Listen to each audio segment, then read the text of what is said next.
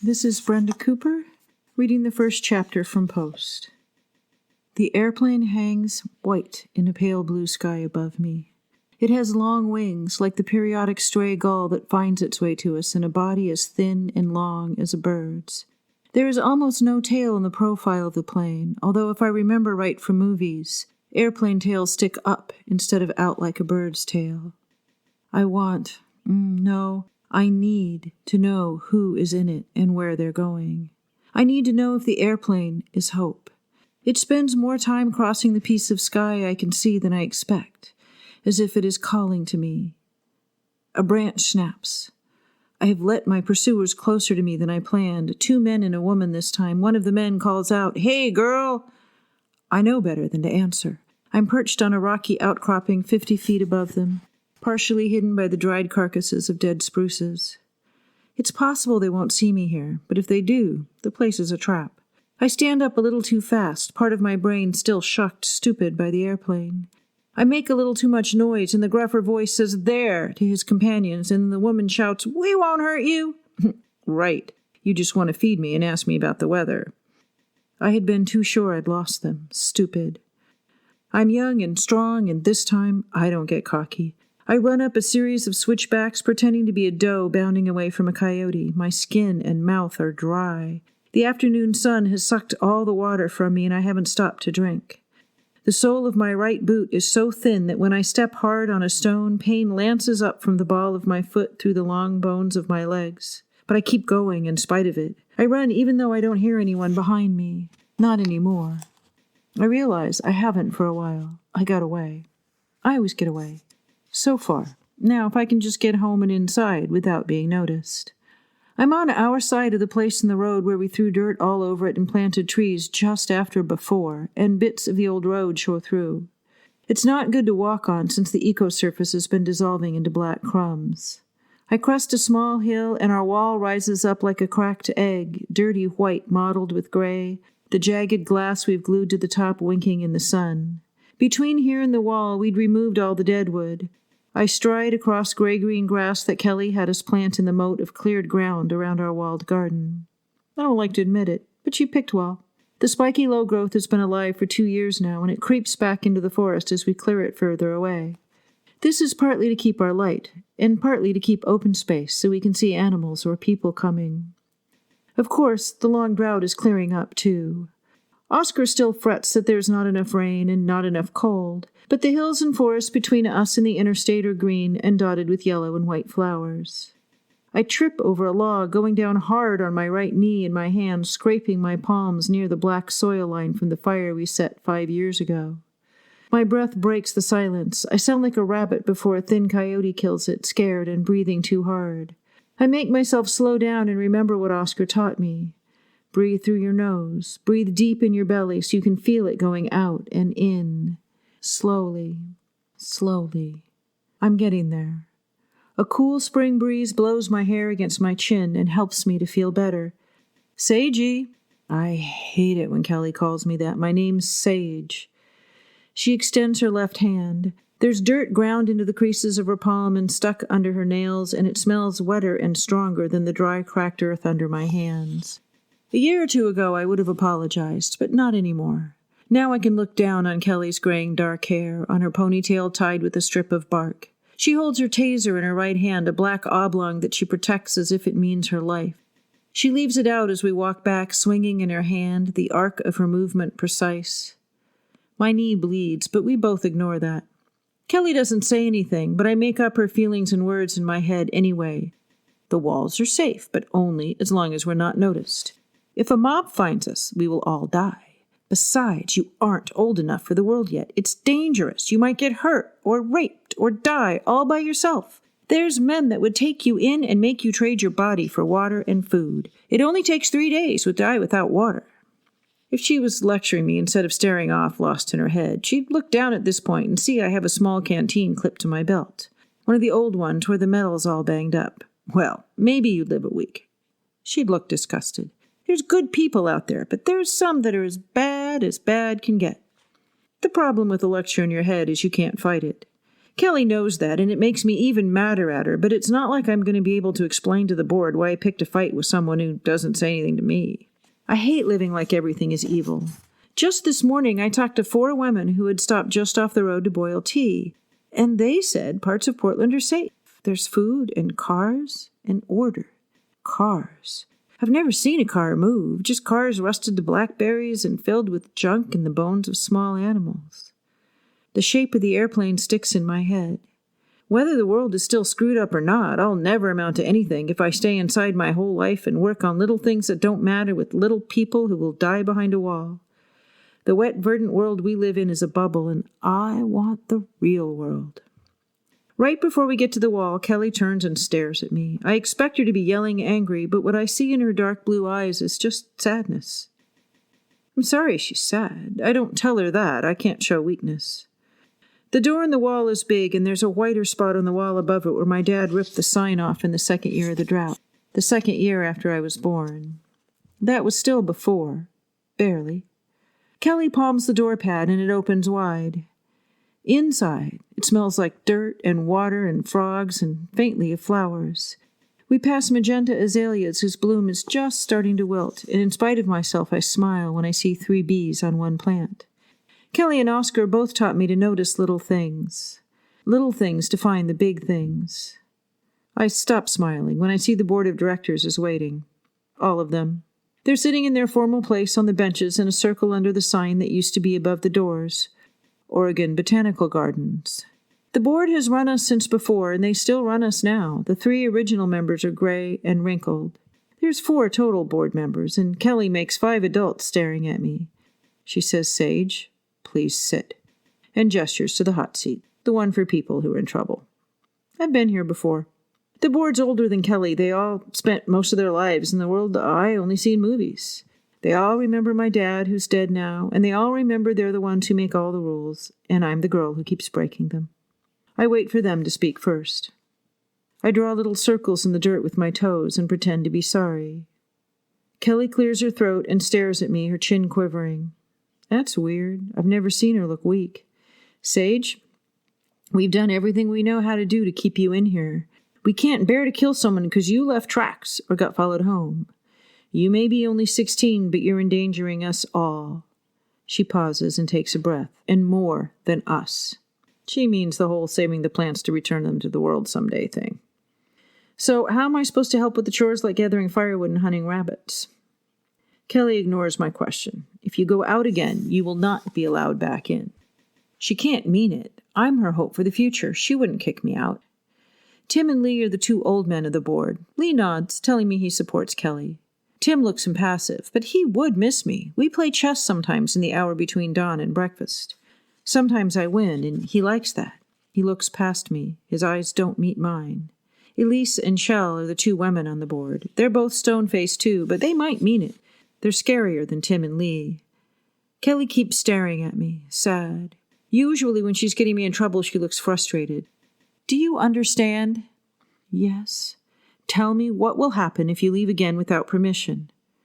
"The door won't let me back in, and we will not let you back in," she adds. Maybe she does mean it. Her eyes are all wet, even though she isn't crying. Kelly isn't done. I know because no one is moving, and they're all watching me.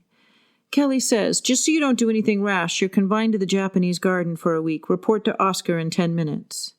She does mean this, except maybe the 10 minutes part. I nod at them all and walk away, keeping my head up. I hate it that they've made me feel small again. In my room, I sweep 2 changes of clothes into an old bag. I brush my hair and my teeth and put those brushes in the bag, too. 10 minutes pass, then 15. I wait the minutes out, unwilling to be on time. Oscar doesn't even notice that I'm late. I walk in the glass box and close the outer door and wait a moment and then open the inner door. I am inside walls, some glass, and under a plastic sheet roof. The air is heavy with water, cool. Oscar's nowhere to be seen. When he finished it, the Japanese garden was billed as the most authentic on the West Coast. It was the first fully contained green energy building in Oregon, with solar cells on all the hard roofs and in the walls, and heat made by water that's warmed by the earth far under us. At first, the roof was to keep the garden from getting too wet instead of too dry. I negotiate the stepping stone path, walking through pillows of pearlwort. The cinnamon fern that lines the right wall still has some tender brownish fiddleheads, so I pick them. The very first of the wisteria blooms are showing purple. Oscar is on the other side of the flowers, between me and the waterfall. He doesn't turn around for the space of 2 breaths. He's squatting, bent over, clipping the leaves of a Japanese holly.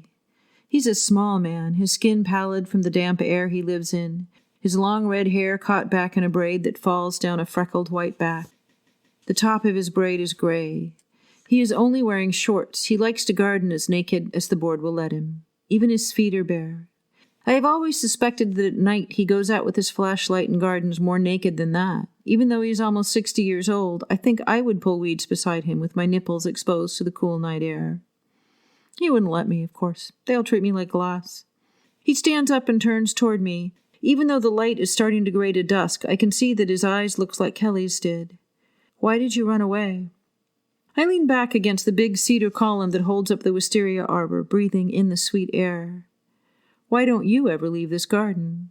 I've never asked him this. Instead of looking startled, he smiles and his eyes twinkle a bit, full of mischief, because I'm saving the world. He believes it, even though he's lying to himself. He is, at best, saving a tiny part of the world that I can walk across in 5 minutes. Everyone here thinks small. I hold out my hand, the one with the fiddleheads in it, and he takes them, and he says, "See?" He leads me to the kitchen, which is the only interior room with hard walls instead of waxed paper or bamboo or glass. He hands me back the fiddleheads, and I wash them in a bowl full of water and then pour the water into a bin so they can go into the waterfall, where it will be scrubbed clean by the filter plants. We have everything ready, but before we cook, Oscar takes me up to the top of the rock wall at the center of the stroll garden, and we look out towards the ocean. It's too far away to see or hear, but the sun will set over it. He makes a temporary hole in the roof by pushing overlapping layers of water-capturing plastic aside, exposing the sunset. There are enough clouds to catch faint gold and orange, but most of the last rays leak up like spilled paint and fade into the blackening sky.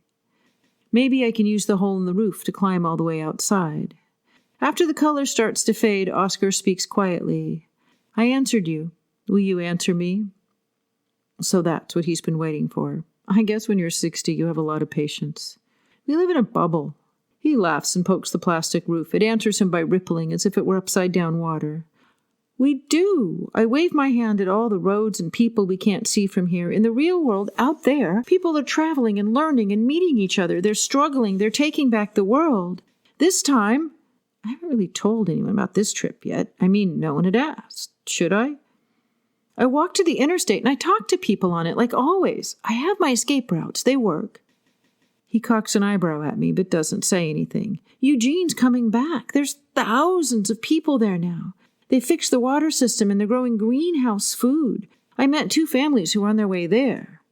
He clears his throat. A year ago, you told me Eugene was empty. Well, that's what I heard, but this time I heard different. I pause. I don't know anything. How could I? They don't have the right plants. That's what I'm saving for your generation. The bamboo, the bearberry, the astilbe, the peony. He says the name of plants like a prayer, and I imagine him naming the others in his head, the wisteria and the wild fuchsia, the fiddlehead and the mountain fern. I know what you're saving. You keep telling me about it. It's an old story, how we're saving the genome of the native plants in case the weather ever reverts to its magical past self. It's good. I'm glad you're saving it. But that's your dream. He pretends not to notice my tone of voice. What your travelers see is the Mediterranean weeds that killed the native plants in California when Father Sarah brought them up on his donkey. Now that it's warm enough, dry enough, they come here to invade Oregon like they invaded California a long time ago. His face wears a stubborn look that makes him more handsome, wiping some of the wrinkles away with anger. He closes the hole in the roof and starts down the rock face as all of the colors of the garden begin to fade, and I hear him tell me, "It's your duty to the planet to help." I can't keep my secret anymore. I saw an airplane today. He stares at me, and I know him well enough to know that he's surprised, even though he is always slow to show emotion. Tell me about it. It looked like a bird, but it wasn't. The wings never moved, although the plane moved straight. It was high up. It was white. I can't tell if he believes me. It was beautiful, Oscar. Which way was it going? North. Portland or Seattle, I guess. He nods, but I'm pretty sure he thinks I'm making it up. He climbs down, but I stay and try to remember more details about the airplane until stars swim across the sky, diffused by the beads of water that gather there as the evening cools. After my eyes adjust enough to the dark, I come carefully to ground, and Oscar and I share cinnamon fern fiddleheads and cattail roots, and some jerky from a thin doe that jumped into our garden a few weeks ago and broke a leg. After, I lie in my sleeping pallet, separated from Oscar by waxy paper and bamboo, and listen to the roof crinkle in the wind. If I don't get out, I'm going to die here in Oscar's Japanese stroll garden, walking the stone paths until there's not enough water left for the wisteria. I can't bear being kept as if in a box, as if I were a precious plant and not a real girl. I can't bear getting old without ever having a friend. But I can't imagine never coming home either, not seeing these people that I've seen for every day of my life. When I leave, I see people moving. Sometimes that's all I do, sit and watch people come and go, counting. Once I counted over 100 in just a morning. They're going somewhere. They aren't living behind a wall and sitting in one place and waiting for everything to get better. Oscar's breathing gets even and deep, and it's a comfort. But not enough. I almost drift off, start thinking of other things, and then startle awake, over and over. When I give up, I sit up as quietly as I can, strip off my sleeping clothes, and pull on my best jeans and most comfortable flannel before I roll up everything I brought and wrap it in an old blue Pendleton blanket so I can swing it over my shoulder. I fill 2 canteens with water, running it slowly so that I won't wake anyone. I write Oscar and Kelly a note. I tell them I love them, and I'm going to go save the world, and I'm sorry they won't ever let me back in. A tear drips onto the note, but I manage not to sob out loud. I finally open the first of the 2 doors, trying to keep the rusty hinges from squeaking. Kelly is standing on the other side, a thin stick of a shadow that only moves when I am through. I'm caught. Oscar comes up behind me. I tense. He leans forward and gives me a hug, and he whispers in my ear. He says, "Good luck." I blink at them both, stupid with surprise. He says, "Me and Kelly both knew you'd go. It's time. The board told us to keep you. They're scared that you'll tell someone about us, and they're scared that they'll lose you. You're like a daughter to them." No, I'm not. I know that. Mostly they say bad things about me. Oscar keeps going. "We need you more than you need us." Kelly thrusts a bag in my hands. It's heavy. I feel thick in the throat and watery, and I say, "I'll come back someday." He says, "If you take long enough, we'll even let you back in." I go before we all cry or laugh and wake the board up. The stars look clearer out beyond the wall, and the moat of grass muffles my footsteps.